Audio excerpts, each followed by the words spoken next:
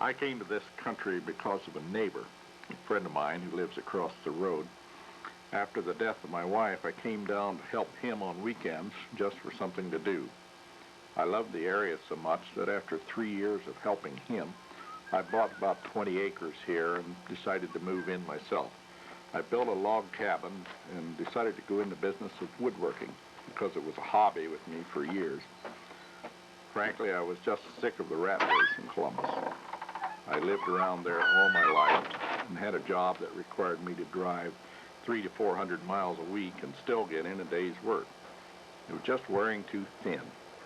So I decided to come down and take life easy. I've escaped that rat race and built myself another one, which may or not be all right, but I enjoy it regardless.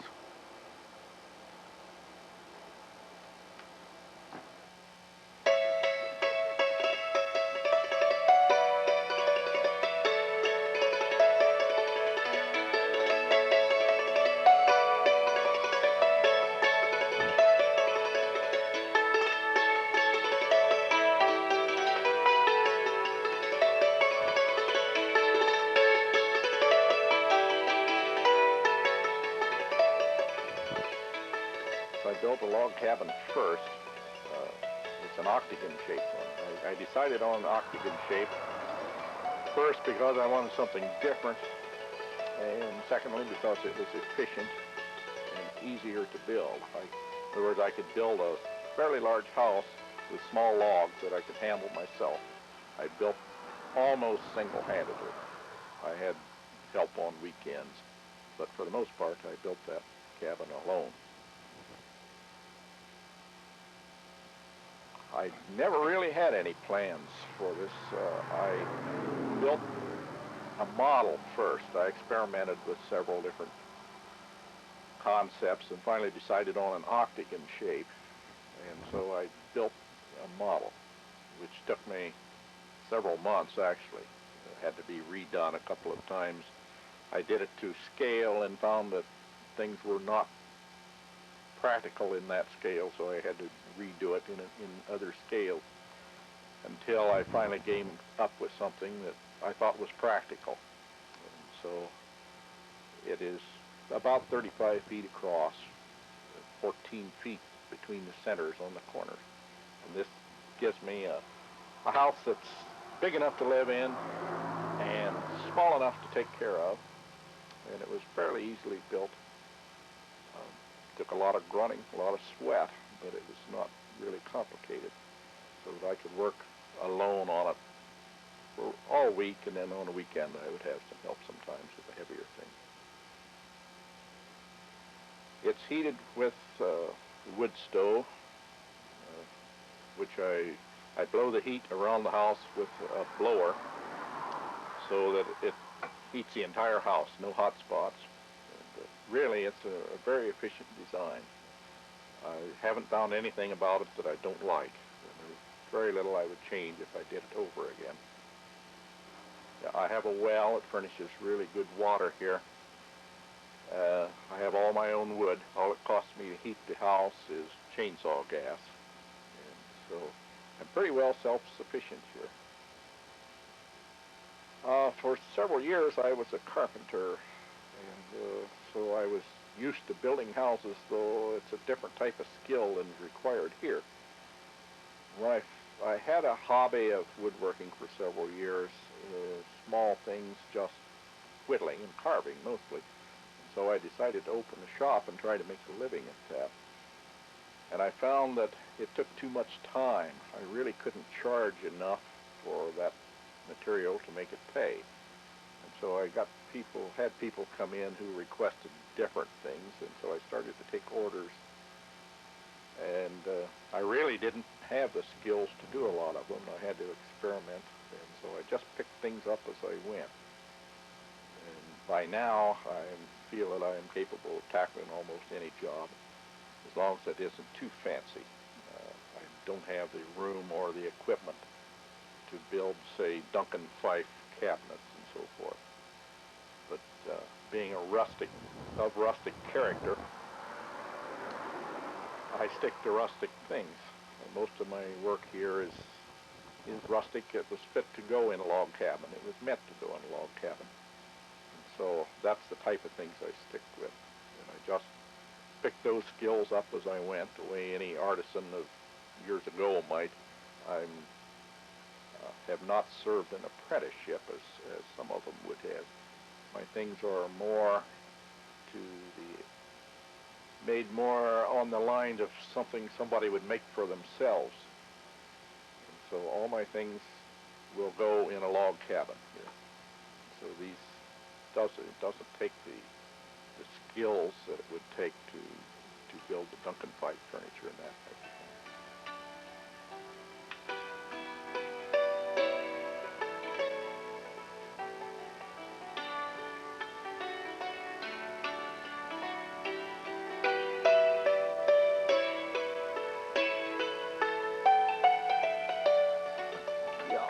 It's somewhat of an anachronism. I probably would get along much better if I'd been born 150 years earlier. I prefer to use those old tools whenever I can.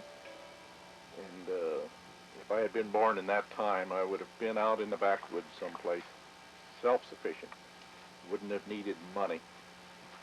In fact, the only money I need now mostly is to pay taxes. I envision heaven as a place where you don't need money or lawyers. I think those two things would probably cause us more trouble than anything we can think of right now. I'll probably be sued by a lawyer. But really, there are too many people in the world, and we're being crowded too much. I think more people have got to go back to this sort of a concept of living, I think.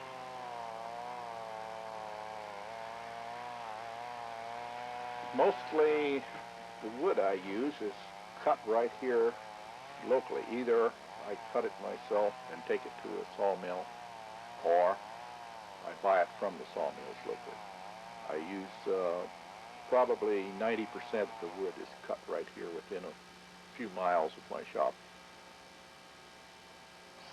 Sometimes people will bring in their own lumber. Now, I just finished a couple of cedar chests that happened. The farmer had cut this cedar on his own farm and brought that in for me to make into cedar chests. 2 weeks ago, I made some shaker-type furniture. A fellow brought me a shaker book, and I duplicated a couple of pieces from that in cherry, which I had cut right out here, and Woody had sawed up for me. So I use mostly native woods. This white pine on a tabletop I'm working on here was cut out of the state forest about 5 years ago. It's been drying and aging ever since. But 90% of my wood is locally cut, either by me or local sawmills. I take my logs to a sawmill that's just a mile down the road, operated by an old fellow likes to be called Woody. His name is D.H. Woodard. Nobody knows his first name. He's just Woody. But he is retired, and he bought this sawmill as a pile of junk a couple of years ago. Spent about a year putting it together and getting it to operate, and it's just a hobby with him. And so he will saw the wood any way I want it, any time I want it done. And he's not in it for the money, he's just having fun. Woody is an individualist, I guess you would say. He farms about 30 acres and he has 9 tractors so that he doesn't have to change machinery all the time. And so I like people like that. I get along well with Woody, and he will do anything I want done, and so between the two of us, we have fun at what might be considered drudgery to some people. And then I built a solar dryer here that I dry the lumber in. Before I had that dryer, I had to wait up to 2 years after I'd cut the lumber before I could use it. Now I'm able to dry that in from a month to 2 months. And then, of course, that presented another problem. I had a lot of dry wood and no place to keep it. So then I had to build another building. So I built a two-story log building out here near the dryer. And I keep the lumber upstairs then because it stays drier up under the roof than it would if it were down near the damp ground. And so with those two buildings added onto my shop, it makes me pretty well sufficient here, so that I'm able to go literally from forests to furniture, all operations myself. And it gives me a feeling of satisfaction to be able to do that. Most of my sales are to tourists. I sell probably less than 25% locally. Tourism is quite an industry in this part of the county. We have the state parks with Old Man's Cave and the other parks surrounding it. And there are hundreds, literally thousands of people down here on weekends. And my problem was to get the people from over there to over here. So I devised this flyer that I would take around in the evenings, and people would pick that up and put it in their car, had a map on it, and they would be able to find me here.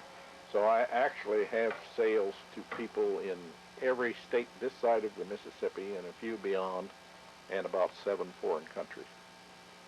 Almost everything I make is made to the customer's order anymore, and they bring me a rough idea of what they want, usually a clipping of a magazine or a catalog, and I will take that and adapt it to my style of work.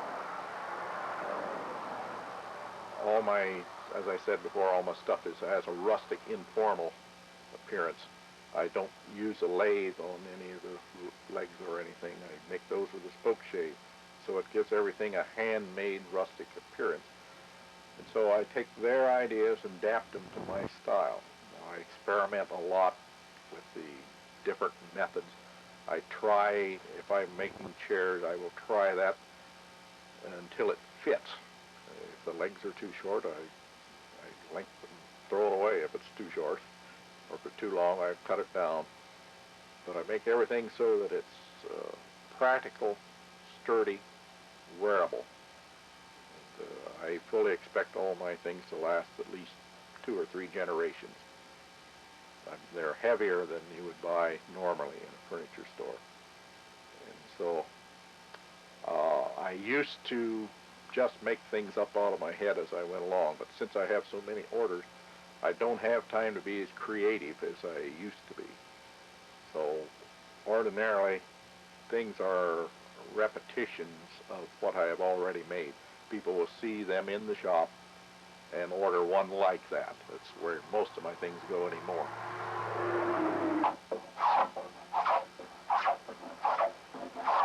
This table is made out of white pine that was grown right here in the county. It's made out of 4 big planks glued together with wooden dowels in between. I'm using a spoke shave here, which is not, this isn't what it was made for, but I find it works very well. It's actually made to make wagon spokes with. In its factory situation, this would go into a huge planer, which would just plane the whole thing in one shot. But since I'm not equipped for that, I have to do it the best way I can. And so this is the best way I can. Now, after I plane this down, I end up with a lot of shavings. They get knee-deep in here sometimes, but they all end up in the stove here, and they're recycled. So this is a traditional trestle design, probably 200 or 300 years old. And this was the way they used to make them. They were made of rough planks. They would work in a cabin just as well as in a fancier home. And so they're very popular. I sell a lot of these now.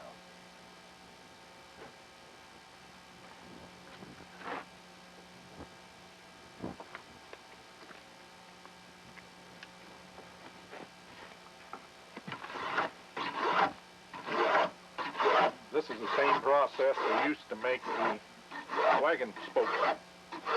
So I'm using the spoke shave again.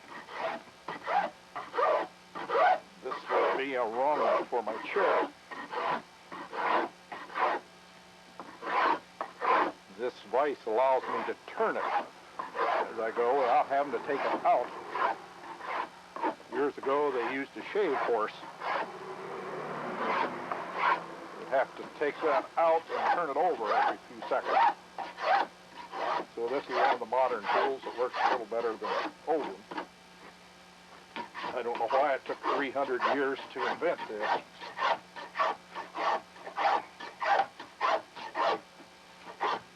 As you can see, this leaves tool marks in the wood, which gives it its own special flavor.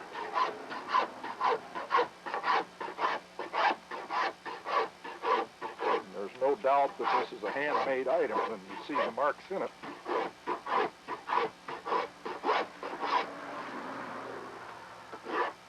I have to change directions occasionally because of the grain. You always have to go with the grain or it'll be rough. This way it doesn't even have to be sanded.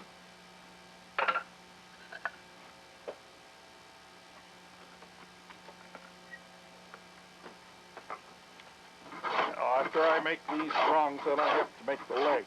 I have, of course, take 4 legs per chair. And then I will form the ends to fit the holes in the chair.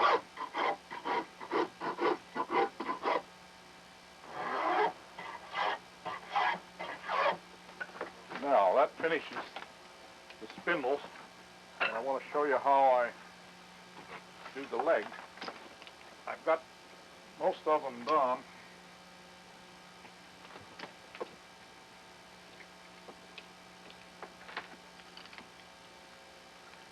But this is just a little different process because I use this tool, which is the draw knife, to rough out. It takes a large amount of wood at one cut.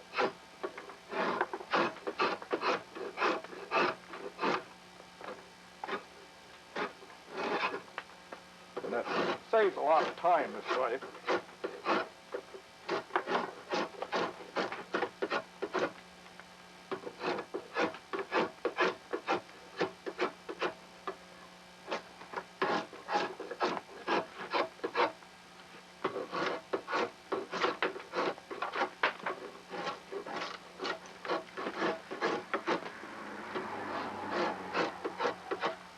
Then after I get it down that way, I finish it out with the stroke case.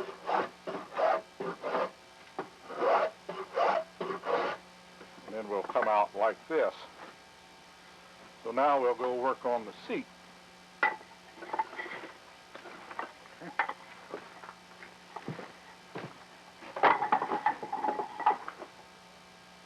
Now, what we have to do here is mark this where to drill for the legs and for the spindle. This very sophisticated pattern system has been worked out by some of the best technicians in the world.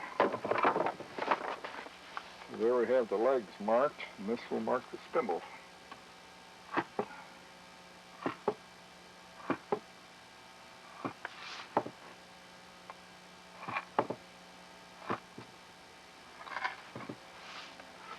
Now,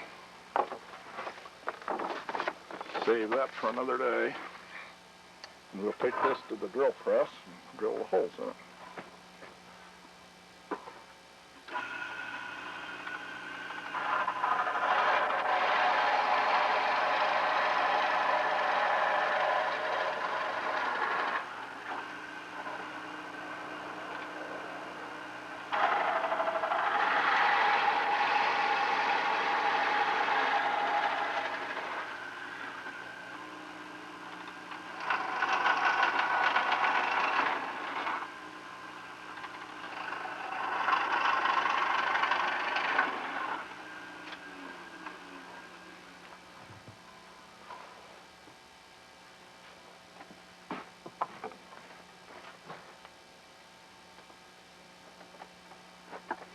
Now we take our trusty spoke shaver again and we shape this seat.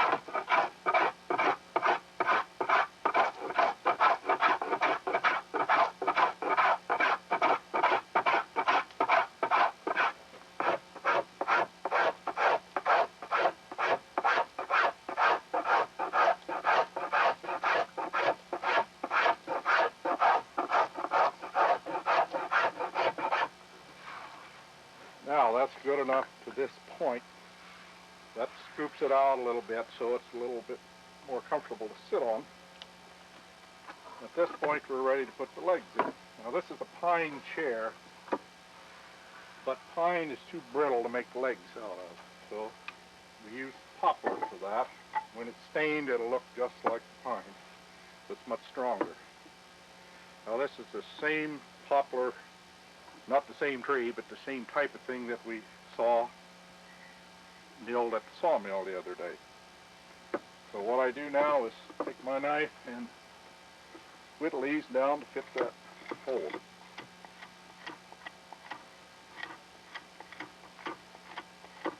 Also use the poplar for the spindles in the back. Now when I get this to fit, I make it so it's just a little bit loose. Then I come in the other side and drive a wedge right in the end of that, and that makes it tight, fit in the hole. Put some glue on first.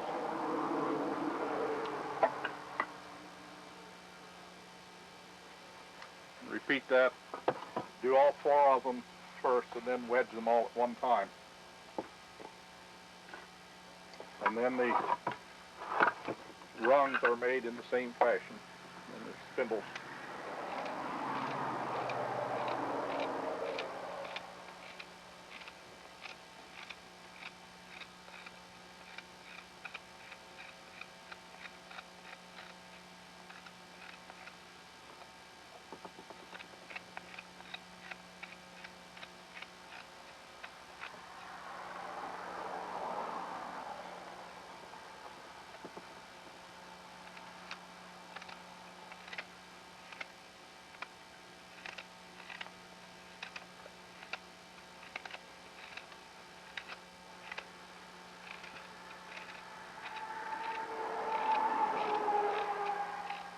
This doesn't take long to do an individual, but when you stop and think there are 11 in each chair, each has 2 ends.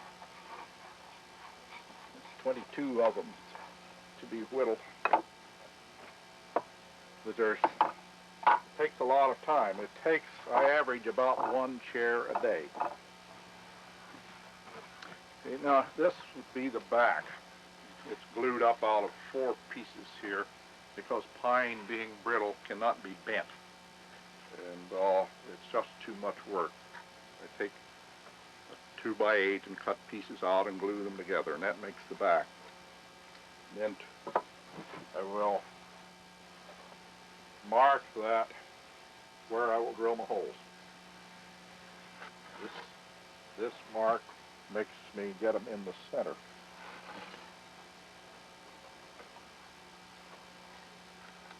And by finding the center here, and I've got this pattern so that it makes 2 3/4 inches. 2 3/4 inches between holes. And that makes them spread just a little bit, because these are 2.5 inches on the seat. 2.5 inches. So each one increases by 1/4 inch. And it makes the spindle spread out then.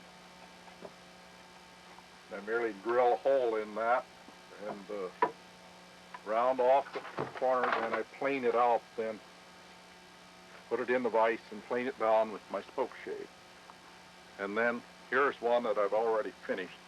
This one is in oak. As you can see, that makes a nice comfortable curve. It's a good sturdy chair.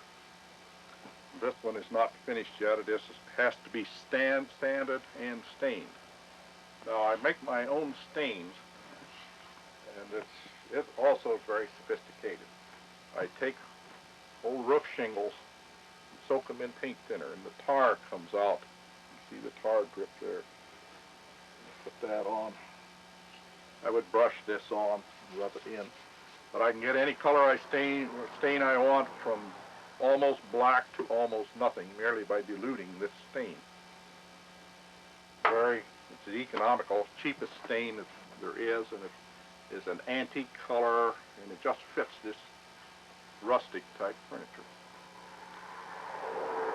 After the stain is dried, I put 4 coats of polyurethane varnish on these, and then I sand them out and rub them with steel wool and wax them, and it makes a nice satin finish that's very durable. And after I've got that much in, I feel I have my day's work in. So I turn out the light and so to supper.